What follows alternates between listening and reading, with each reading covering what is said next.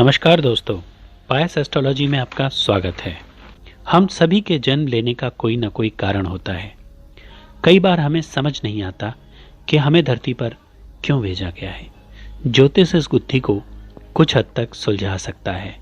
हम धन्यवाद देना चाहेंगे हमारे मित्र प्रवीण पटेल जी का, जिन्होंने यह वीडियो बनाने के लिए हमें प्रेरित किया। उनका प्रश्न है कि ज्योतिष के अनुसार पर्पस ऑफ लाइफ कैसे पता करें। दोस्तों, यदि बात करें पर्पस ऑफ लाइफ की, तो यह बहुत बड़ा विषय है। इसके कई स्तर हैं और हर स्तर पर यह अलग हो जाता है। पर यदि हम सतही स्तर पर बात करें, बिल्कुल बेसिक लेवल पर, कोई भी जीव, पेड़ पौधे, जीवाणु, विषाणु, बैक्टीरिया इत्यादि, उसका पहला उद्देश्य होता है जीवित रहना। उसके पास दो तरीके हैं, या तो वह अमर हो जाए और या फिर अपनी संतति पैदा करे और अपनी स्पीसीज को आगे बढ़ाए। याद रखें, कैसी भी परिस्थिति हो, जिंदा रहने की कोशिश करनी चाहिए। यदि आप हार कर गलत निर्णय लेकर जीवन को समाप्त करते हैं, तो आप उस ईश्वर के साथ बहुत बड़ा धोखा कर रहे हैं, जिसने आपको यह जीवन दिया है। ज्योतिष में पराशर ऋषि ने सूर्य को सभी ग्रहों का पिता कहा है और उसे आत्मकारक भी कहा है। आत्मा यानी आप स्वयं। वही यह तय करता है कि आपकी आत्मा क्या चाहती है जीवन में, आप किस उद्देश्य से जन्म लिए हैं इस धरती पर। सूर्य का विभिन्न भाव में बैठना आपके जीवन के लक्ष्यों को निर्धारित करता है। ध्यान रहे, हम यहाँ प्रोफेशन यानी आजीविका की बात नहीं कर रहे हैं। पैसा कमाना और समाज व परिवार चलाना ये जिम्मेदारियां हैं, लाइफ का पर्पस नहीं। हाँ, कुछ लोगों की लाइफ का पर्पस पैसा कमाना हो सकता है। सूर्य जिस भाव में बैठा है, वह क्वालिटी आपके अंदर पहले से ही होती है। दूसरे लोग आपको बताते हैं कि तुम फला काम बहुत अच्छा कर सकते हो। पराशर ऋषि कहते हैं कि सूर्य जिस भाव में बैठा हो, उसे पूर्ण करने के लिए ही आपको लाइफ मिली होती है। कई बार लोगों का जीवन बीत जाता है, पर उन्हें पता ही नहीं चलता कि उनकी आत्मा क्या चाहती है। इसके लिए बस आपको अपनी कुंडली में चलित कुंडली को देखना है। वहाँ सूर्य की स्थिति बताएगी कि आपको क्या अच्छा लगता है या आपकी आत्मा को क्या पसंद है। तो शुरू करते हैं। पहले भाव से स्वयं को देखा जाता है। पहला भाव स्वयं का भाव कहा जाता है। यदि सूर्य पहले भाव में है, तो वह स्वयं को जानने के लिए आपको प्रेरित करता है। यदि आप खुद से बातें करते हैं और आपको अकेला रहना पसंद है, जिसके कारण लोग आपको घमंडी कहते हैं, तो आपको चिंता करने की ज़रूरत नहीं है। सूर्य आपको कहता है कि खुद को जानो। यदि सूर्य अनुकूल है, तो आपको शिष्टाचार, सीधा दृष्टिकोण, इंद्रिय संयम, संन्यास व आत्मज्ञान की तरफ प्रेरित करेगा। और यदि प्रतिकूल है, तो घमंडी, अत्याचारी, क्रोधी, दूसरों पर राज्य करने की लालसा देगा। इसी चीज़ में आपको आनंद आएगा। चलित कुंडली के दूसरे भाव में सूर्य बैठा हो, तो आपकी आत्मा आपके कुटुंब, आपके फाइनेंस के साथ जुड़ जाती है।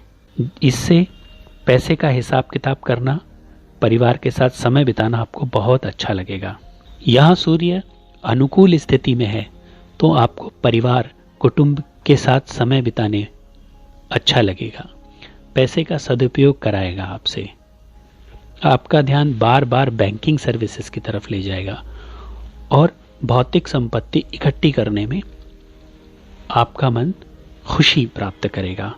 और यदि वह प्रतिकूल परिस्थिति में है, तो पैसे से थोड़ी बहुत परेशानी दे सकता है, आपके आत्मसम्मान को कम करेगा और भौतिक सुखों के प्रति लालच पैदा करेगा, ग्रीड पैदा करेगा। उसका एक उदाहरण है मिदास की कहानी। वह लालची व्यक्ति था। देवयोग से उसे शक्ति प्राप्त होती है, जिससे वह किसी भी चीज़ को हाथ लगाए तो वह सोने की हो जाएगी। गलती से वह अपनी बेटी को छू देता है और उसकी बेटी सोने की हो जाती है, जिसका उसे बाद में पश्चाताप होता है। उसकी बेटी उसका कुटुंब है, उसका धन भी उसका दूसरा ही भाव है। मिदास की कहानी ने पूरी दुनिया को एक सीख दी। यही उसके जीवन का लक्ष्य भी था। तीसरे भाव को कम्युनिकेशन का, छोटी यात्राओं का, आइडियाज़ का या लोगों के साथ नेटवर्किंग करने का, दोस्त बनाने का और भाई बनाने का, लेखन के प्रति रुचि का भाव कहा जाता है। यदि सूर्य कुंडली के इस भाव में अनुकूल हो तो आपको घूमने का शौक होगा, भाइयों से विशेष लगाव होगा, लेखन बहुत पसंद आएगा, आपका मन करेगा कि चलो बैठ के लिखते हैं, खेल कूद भी अच्छा लगेगा। यदि प्रतिकूल परिस्थिति में यहाँ आता है, आपको बहुत ज़्यादा बोलने का शौक होगा, थोड़ा आत्मघाती घुमक्कड़ भी बनाएगा। आपने MLM मल्टी लेवल मार्केटिंग वालों को देखा होगा, वे लोग ज़्यादातर अपनी ज़िंदगी में परेशान ही रहते हैं, पर उन्हें इस चीज़ में मज़ा आता है और जब अच्छी दशाएं आती हैं तो वह कामयाब भी होते हैं, क्योंकि उनकी आत्मा उनसे ऐसा कराना चाहती है, इसलिए परेशान होकर भी वह इस दिशा में चलते हैं। चौथा भाव माता, संपत्ति, भूमि, भवन, प्रसन्नता, छोटी मोटी शिक्षाएं, वाहन इत्यादि से जुड़ा होता है। यह गुप्त जन कल्याण का भी भाव है। चलित कुंडली में सूर्य चौथे भाव में अनुकूल होने पर माता के प्रति आपका विशेष लगाव होता है और मातृभक्ति आप में होती है। किसी चीज की देखभाल करना जैसे माँ करती है वो आपको बहुत अच्छा लगता है, चीजों को नरिश करना वो बहुत अच्छा लगता है। ऐसे लोगों को खेती बाड़ी वगैरह बड़ी पसंद आती है, पेड़ पौधों से इनको बड़ा प्यार होता है। इन लोगों को छोटे बच्चों को पढ़ाना भी अच्छा लगता है और दूसरों को छोटी छोटी खुशियां देने में बहुत आनंद आता है। और अगर ऐसा हो रहा है तो आप मानकर चलिए कि आपके जीवन का लक्ष्य ही यही है। यदि प्रतिकूल परिस्थितियों में होता है तो भवन इत्यादि का नुकसान भी आपको कराता है। गुप्त विद्याओं की तरफ आपकी थोड़ी बहुत रुचि होती है। पांचवा भाव ज्ञान का, संतान का, विश्लेषण का और भावनाओं का भाव कहा जाता है। यदि कुंडली में सूर्य अनुकूल स्थिति में है तो आपको ज्ञान इकट्ठा करने का बड़ा शौक होगा, रचनात्मकता में आपका मन लगेगा, बच्चे आपको पसंद होंगे।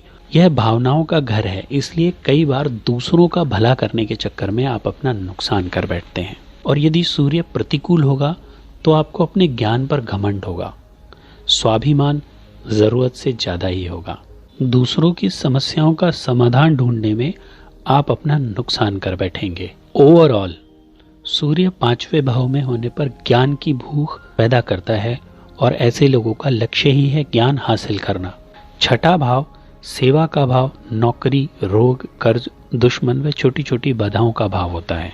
यदि सूर्य छठे भाव में अनुकूल है तो आपको सेवाएं करने में मजा आएगा, नौकरी करनी अच्छी लगेगी, खास तौर पर ऐसी नौकरी जहां पर स्वास्थ्य के बारे में जानकारी दी जाती हो, लोगों के झगड़े निपटाने में आपको आनंद आता है और आपका दिल ज्यादातर नौकरी के प्रति ही होगा। और यदि प्रतिकूल परिस्थिति में है तो आपको कर्जा लेने में मजा आएगा। स्वास्थ्य को लेकर हमेशा आप कॉन्शियस रहेंगे और अपने स्वास्थ्य को सुधारने के प्रति हमेशा जागरूक रहेंगे। आपके जीवन में खुद को स्वस्थ करना ही आपका लक्ष्य बन जाता है।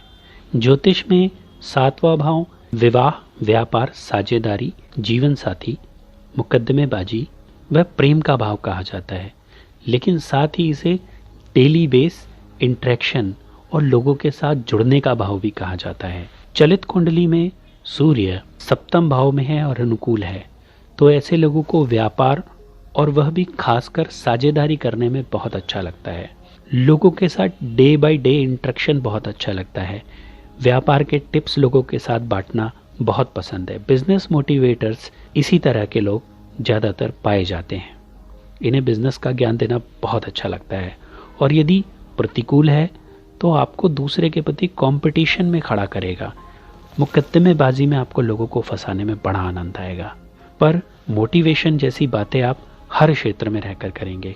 ओवरऑल सातवें भाव में होने पर आप लोगों से मिलकर उनको मोटिवेट करना, उनके साथ इंटरेक्शन करना बहुत पसंद करेंगे। आठवां भाव गुप्त विद्या, खासकर ऑकल्ट का भाव है। आयु, मृत्यु, रहस्यों व शोध, सट्टा बाजार, तंत्र मंत्र यंत्र, आध्यात्मिकता आदि इसी भाव से विचार किए जाते हैं। टेक्निकल एक्टिविटी भी इसी भाव से विचार की जाती है। आठवें भाव में सूर्य अनुकूल है तो आपका ध्यान ज्योतिष, शोध, नई टेक्नोलॉजी और गुप्त रहस्यों को सुलझाने में ज़्यादा रहेगा। प्रतिकूल प्रभाव देगा तो व्यक्ति को सट्टा लगाने में आनंद आएगा, भूत प्रेत जादू टोना में खास रुचि होगी। जाने अनजाने लोगों को सूर्य उसी तरफ लाकर खड़ा कर देगा, मतलब ऑकल्ट की तरफ, क्योंकि आत्मा यही चाहती है। ओवरऑल जादूगर, वैज्ञानिक, तांत्रिक इसी कैटेगरी में आते हैं और यह सूर्य के कारण ही होता है और वह अपनी लाइफ में कामयाब भी होते हैं। नवम भाव, यह भाव धर्म का भाव कहा जाता है। लंबी यात्राएं, उच्च शिक्षा व गुरुओं का भाव कहा जाता है इसे। चलित कुंडली में सूर्य नवम भाव में है तो वह आपको धार्मिक बनाता है। आपका मन उच्च शिक्षा लेने के लिए हमेशा तैयार रहता है। आध्यात्म के प्रति आपका विशेष झुकाव होता है। आप गुरुओं का सम्मान करने में और उनके साथ समय बिताना बहुत पसंद करते हैं।